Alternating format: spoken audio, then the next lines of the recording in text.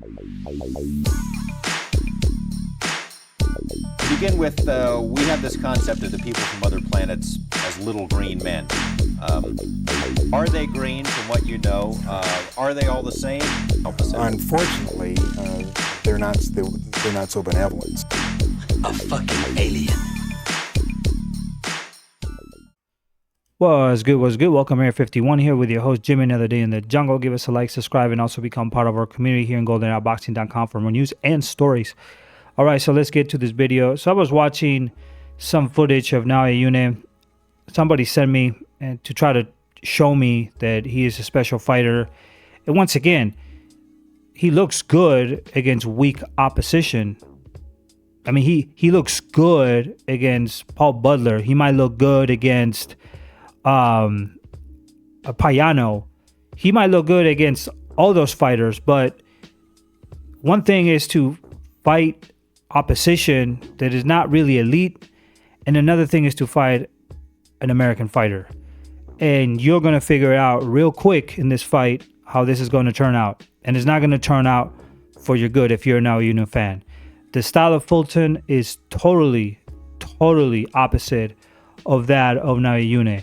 Naoya reminds me of a Diego Corrales. He reminds me of that sort of fighter where he just comes forward and he does have accuracy, but once he fights a fighter that can skillfully use his defense and outbox him, it's going to be very difficult for him to catch him.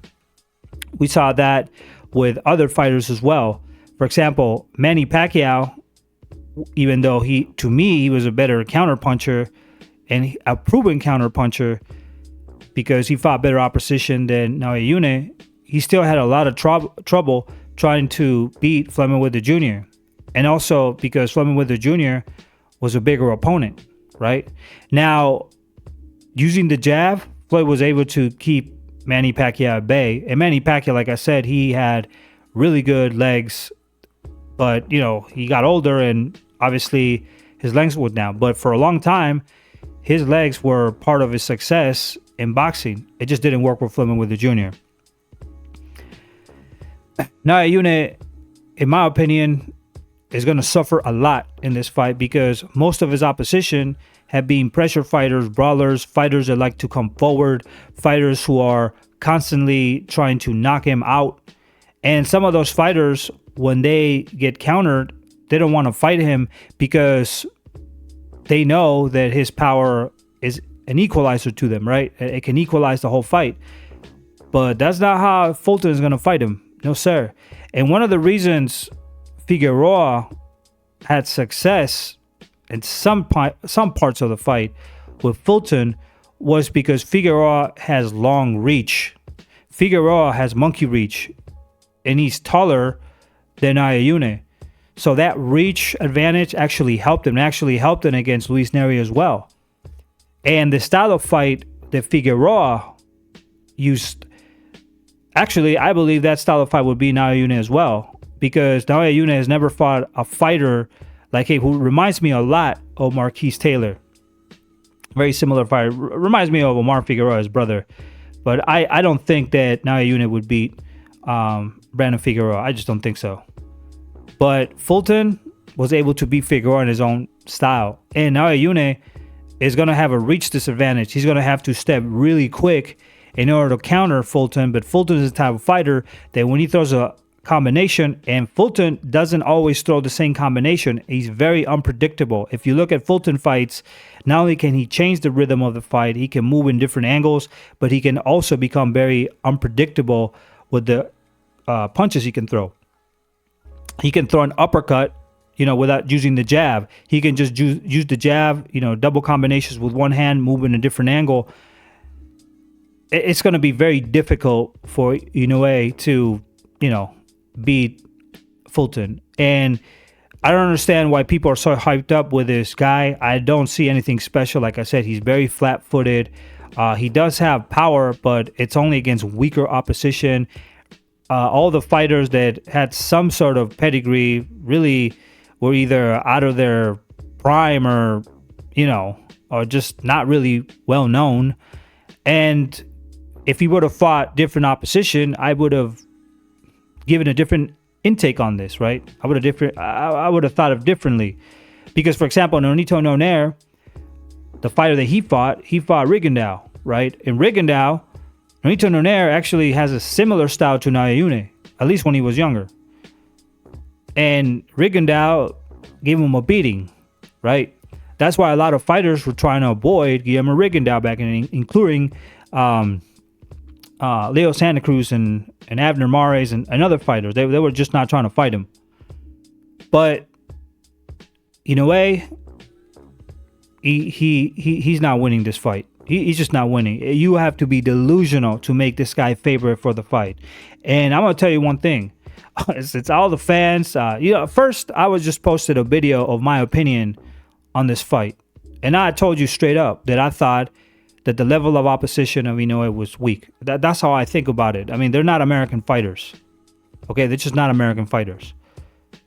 But then I got attacked by it, and then I see all these Inoue fanboys. They honestly they look like tampons stuck in his pussy, and speaking, oh, you don't know what you're talking about. You don't know. It's gonna show. He's gonna showcase. He's gonna shut you up. He's gonna shut you up. You don't even know what you got yourself into. yeah, I do. And you're gonna be crying like a little bitch after the fight. Yeah, trust me, you're gonna be crying after this fight, because a lot of these fans will be putting so much hope on this man. They're gonna, do harikiri. They're gonna after the fight, they're gonna be crying. They're gonna come to my post, and they're gonna be crying how Inoue lost. I can give a prediction and be okay with it. But once you start attacking me and calling Fulton a monkey and all these different things, nope, I'm not going to put up with that shit. You Asian fans are racist. So when you get it back, now you're trying to pretend oh, you're insulting me. Shut the fuck up. You know what I'm saying? Y'all weak as hell.